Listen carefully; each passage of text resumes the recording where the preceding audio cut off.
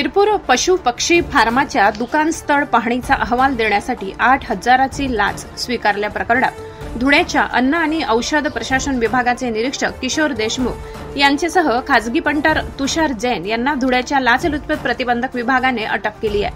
तक्रारदार यांनी मौजे शिरपूर येथील संकुलात भाडे तत्वावर गाळा घेतला असून त्यामध्ये त्यांना पशुपक्षी फार्माचे दुकान सुरू करायचे असल्याने त्याचा परवाना मिळविण्याकरिता त्यांनी दिनांक 25 फेब्रुवारी 2025 रोजी अन्न व औषध प्रशासन विभागाच्या धुळे विभागाकडे आवश्यक त्या कागदपत्रांसह ऑनलाईन अर्ज सादर केला होता।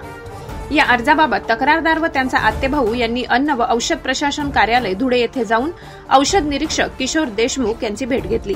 यावेळी त्यांनी तक्रारदार यांना ते शिरपूर येथे मेडिकल दुकानदार तुषार जैन यांच्यासह दिनांक 4 मार्च 2025 रोजी त्यांचे दुकानावर येऊन स्थळ परीक्षण करेल तेव्हा तुषार जैन यांच्याकडे 8,000 रुपये द्यावे लागतील, त्याशिवाय मी पुढील कार्यवाही करणार नाही असे तक्रारदार यांना सांगितले। मात्र संबंधित तक्रारदाराने धुळे येथील प्रतिबंधक विभागाच्या कार्यालयात येऊन तक्रार दिली।